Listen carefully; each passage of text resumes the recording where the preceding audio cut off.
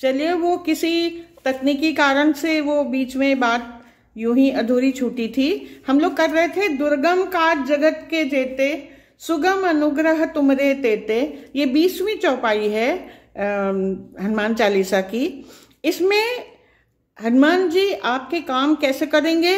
अनुग्रह से। अनुग्रह का मतलब होता है कृपा करके। और अनुग्रह किस पे किया जाता है?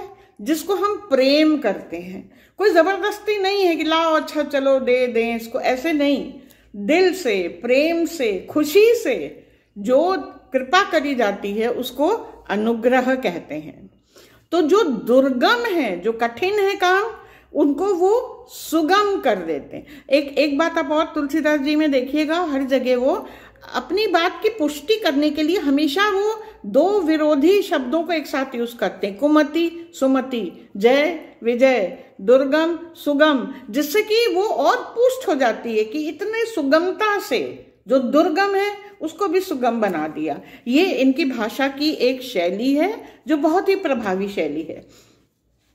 तो ये हनुमान जी इसको कर देते। अब ये मानिए कि कौन सी काम हम, अगर मान लीजिए कोई ऐसा उनसे याचना करें जो उपयोगी नहीं है, ना हमारे लिए ना दूसरे, जैसे रावण मांगता था, वो दूसरों का अहित चाहता था, तो वो तो हनुमान जी नहीं पूजा करेंगे ना। किसी दूसरे को नुकसान पहुंचाए बिना यदि आपके हक में कोई चीज होनी है और किन्हीं बाहरी कारणों से यदि वो नहीं आपको मिल पा रही है, तो आप उनकी प्रार्थना करिए और सरलता से, सुगम मतलब एकदम इजीली, सरलता से वो आपको प्राप्त हो जाती है। और इतनी, देखिए हनुमान जी में इतनी ऊर्जा है, सशक्त है, सुरक्षित है। उसको मांगिए, उसको हासिल करिए, उसके लिए स्वयं को उसके लायक बनाइए। कोई गलत याचना उनसे कभी मत करिए। तो ये एक चौपाई आप याद कर लीजिए। कठिन कार्य को सरल, जो दुर्गम है उसको भी वो बना देते हैं। अगली चौपाई है, राम दुआरे तुम रखवारे, होत न आज्ञा बिनु पैसारे। देखिए दुआरे हमारे कई ग्रंथों में, कई शास्त्रों में, कई लेखनियों में जो ऋषियों ने लिखी हैं, द्वार का बड़ा महत्व है। मंदिरों में भी जो द्वार बनता है उसके नियम होते हैं, उसकी एक ज्योमेट्री अलग होती है, उसकी विधि एक अलग होती है। देहरी कहाँ हो, द्वार कहाँ हो, पल्ला कहाँ हो, ऊंचाई कितनी हो, द्वार का बहुत महत्व है। द्वार क्यों? अंदर और बाहर के बीच की जगह है द्वार। अंदर भगवत है, श्री राम है, बाहर दुनिया है, हम हैं। हम बिल्कुल अलग, उनकी दुनिया श्री राम की, हमारी एकदम बिल्कुल अलग। दोनों के बीच में जाने का एकमात्र द्वार और रास्ता है श्री हनुमान जहां खड़े हैं। बिना श्री हनुमान की अनुमति के, बिना उनके अनुग्रह के, बिना उनकी आज्ञा के आप उस भीतर प्रवेश नहीं कर सकते। लेकिन क्यों नहीं कर सकते? क्योंकि हनुमान जैसे सेवा चाहिए, समर्पण चाहिए, त्याग चाहिए, भक्ति चाहिए, सरलता चाहिए, बल चाहिए। क्या नहीं है? सारी चीजें उनके पास जो हैं हम में नहीं हैं। तो हम उनकी सहायता लेते हैं कि हे प्रभु, हमको वहां पे, जैसे दरबान होता है ना, आपको अगर साहब से मिलना है तो दरबान को आपको पहले मनाना पड़ता है, भैया अंदर जाने दो। वो समझता है ठीक, और ये सोचता है कि हाँ आपका काम इस लायक है, या वो ये भी देखता है कि इस समय साहब व्यस्त हैं कि नहीं, उनके पास समय है कि नहीं, उनकी मंशा क्या है। तो इसी तरीके से हम हनुमान जी से पहले याचना करते हैं कि हमें प्रवेश अंदर मिलना चाहिए, उनकी आज्ञा के बिना पैसारे। देखिए कहीं कहीं व्याख्या करी गई है कि पैसारे का मतलब है कि प्रवेश नहीं मिलता उनकी आज्ञा के बिना। लेकिन जो गूढ़ अर्थकार हैं, जो टीकाकार हैं, वो लोग कहते हैं कि पैसारे का मतलब होता है जिसको हम लोग सामान्य भाषा में कहते हैं ना, पसर जाना, फैल जाना, माने सरेंडर कर देना। द्रौपदी जब तक अपना वस्त्र पकड़ी रही, कृष्ण सहायता करने नहीं आए, तुम में सक्षम हो, तुम करो अपना। जैसे ही वो पसर गई, पसर का मतलब सरेंडर कर गई, जैसे ही उन्होंने कहा कि नहीं प्रभु ये आप ही कर सकते हो, तुरंत उन्होंने आपकी सहायता करी। बिना, अगर आप घमंड में रहेंगे, अहंकार में रहेंगे, अहम में रहेंगे, अपने ही सोचेंगे मेरे पास बहुत ऊर्जा है, बहुत शक्ति है, बहुत विवेक है, तो हनुमान जी तो शांत तो वैसे भी बैठे हैं, वो कुछ करेंगे नहीं। आप पैसर जाइए उनके हाथ में, या मतलब ये दिखाइए कि हम आवश्यक है हमारे लिए, और हम आपसे विनती करते हैं। विनती करना कोई नीचे गिरना नहीं होता। एक बच्चा अपने माँ से ही तो मांगेगा, भूख लगेगी तो माँ को ही तो पकड़ेगा। हमें कुछ चाहिए, हमें यदि कोई कृपा चाहिए, कोई चीज चाहिए, कुछ ज्ञान चाहिए, कुछ बल चाहिए, जो कुछ भी हमें चाहिए, और हमें तो दुनियावी चीजें चाहिए होती, यहाँ तक कि यदि हमें भक्ति भी चाहिए तो हमें कहना पड़ता है। और जब हम हनुमान जी से पैसार करके कहते हैं तब फिर क्या होता है, देखिए द्वार पे द्वारपाल जैसे खड़ा होता है ना, कैलाश में भी प्रवेश नहीं मिलता यदि नंदी द्वारपाल को आप लांग के जाएंगे तो उनके आज्ञा के वो जाने नहीं देंगे। उनको पता है कि अभी किस समय कितना, कहाँ, क्यों। ऐसी प्रकार विष्णु जी के यहाँ जो उनके 2 द्वारपाल हैं, जय विजय खड़े रहते हैं हमेशा। तो इसी तरीके से हर, अच्छा देखिए, खाली ये तो ब्रह्मलोक की और शिवलोक की बात नहीं कर रहे हैं, हमारे संसार में भी हर गांव के बाहर एक द्वारपाल बनाते हैं। हर शहर के बाहर एक ग्राम देवता खड़ा होता है। कई जगहों पे मंदिरों के बाहर द्वारपाल बनाए जाते हैं।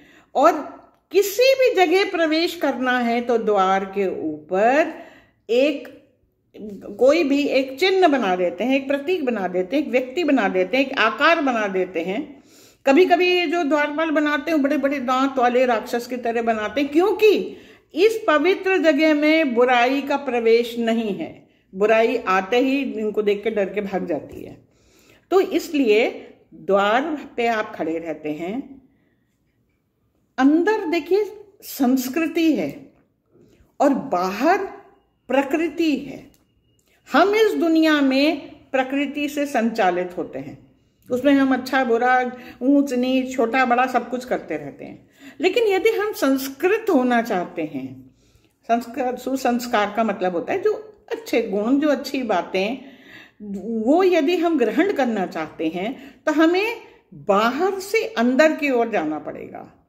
और इस रास्ते के लिए बीच में हमें हनुमान जी से यदि हम प्रार्थना करें तो हमें आसानी से वो अंदर जाने देते हैं। और फिर क्या करते हैं, सब सुख लहे तुम्हारी सरना, तुम रक्षक काहू को डरना।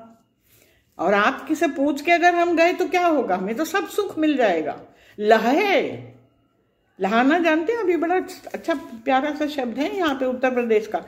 लहाना मतलब जैसे पीछे छोड़ देना, हटा देना, भीड़ में भेज देना। सुख, 1-2 सुख नहीं भेजते, वो सारे सुखों को लहा देते, पीछे आपके लगा देते। जाओ भैया उनके पास जाओ, वो इतने अच्छे आदमी हैं, वो यातना कर रहे हैं, वो भक्त हैं, वो सीधे हैं, इतने कृपालु हैं वो। आप एक मांगेंगे वो 10 देंगे, क्योंकि उनके पास है ही है वही। उनके पास सोना है, उनके पास भक्ति। सोने का मतलब देखिए, आपको कंचन वरण जब उनका था तब आपको सोने का मतलब बता चुके थे। उतनी शुद्धता, उतनी उनमें प्योरिटी है, वही वो सबको प्रदान करते हैं। आप एक सुख मांगिए, वो तो पूरा लहा देंगे, पूरा सुख उनको। शरणा, जो उनकी शरण में जाएगा, विभीषण गया उसको फायदा हुआ, सुग्रीव गए उनको फायदा हुआ, लक्ष्मण गए, लक्ष्मण को जब लगा तो भी वो उनकी शरण में गए। और अरे राम को खुद उनसे मदद लेनी पड़ी, श्री राम को। तो सबको वो सुख दे देते हैं और रक्षक हैं। देखिए रक्षक का क्या मतलब, देखिए हम संसार में रहते हैं, 2 चीजों से प्रभावित होते हैं। एक बहुत ही तुलसीदास की रचनाओं के ऊपर बड़े भारी टीकाकार हैं, देवदत्त पटनायक। वो हमेशा इस बात को कहते हैं कि संसार में 2 चीजें होती हैं, एक है भूख, एक है भय। और हम में से हर प्राणी जो इस संसार में रहता है उसको भूख होती। भूख का मतलब क्या है, भूख मिटाने के लिए हमें सुख चाहिए। शरीर की भूख हो, अन्न की भूख हो, वस्तु की भूख हो, पदार्थ की भूख हो, सुख की भूख हो, उसको मिटाने के लिए हमें हमेशा सुख की काम, हम कभी दुख नहीं मांगते। और दूसरी, अच्छा जब हमने कुछ मांग लिया, रख लिया, तो उसका स्वाभाविक क्या निष्कर्ष निकलेगा कि हमने जो मांग लिया अब उसको संरक्षित करके रखें। हमको अगर कोई चीज मिल गई तो अगला कदम क्या है, हम ये डरते हैं कोई छीन ना ले, कहीं ये घट ना जाए, कोई उठा ना ले जाए, कहीं ये बिगड़ ना जाए, तो उसकी रक्षा करनी पड़ेगी।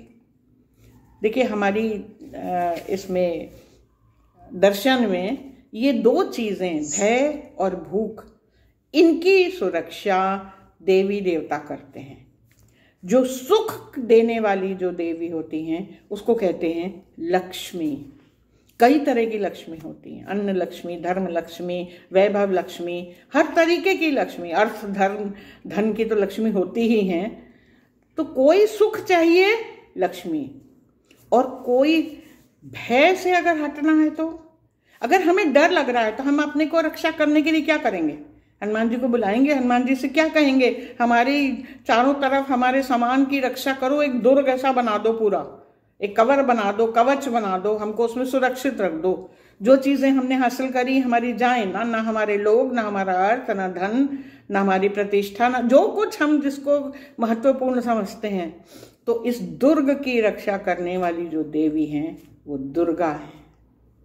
अब देखिए हनुमान जी से इनका कोई लेना देना नहीं है, वो दोनों अलग चीजें हैं। लेकिन यहाँ पे जो बात बता रहे हैं कि सुख भी देंगे और रक्षा भी करेंगे, तो लक्ष्मी की तरह, दुर्गा की तरह जो भी ये देवी देवता हैं वो सारों का लाभ आपको देने का, उनकी कृपा आप तक पहुंचाने का काम हनुमान जी स्वयं कर देते हैं, कर सकते हैं। वो इसमें सक्षम हैं। आपकी भूख और भय दोनों को मिटा देंगे वो, और रक्षक भी हो जाएंगे वो आपके।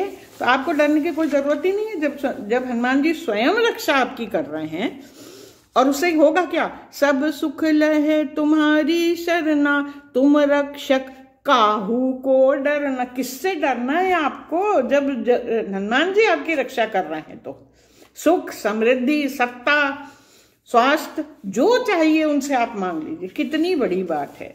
तो हनुमान चालीसा केवल पढ़ने के लिए नहीं, केवल गाने के लिए नहीं, केवल किट्टी करने के लिए नहीं, जो भी चीज, जो पदार्थ जिसके आप अधिकारी पहले बनिए, और फिर वो गुरु हैं आपके, वो बताएंगे, देखेंगे, जांचेंगे, परखेंगे कि आप पसरे हैं कि नहीं, आप योग्य हैं कि नहीं, और अगर हैं तो फिर कोई सीमा ही नहीं है, वो सब कुछ आपको प्रदान कर देंगे। अच्छा, इतनी बातें जो करी हैं, तो अगली चौपाई हम लोग जो लेंगे अभी 23वीं चौपाई, उसमें बहुत ही महत्वपूर्ण एक बात एक हनुमान जी के लिए बताई है, उसकी हम लोग अभी व्याख्या करते हैं।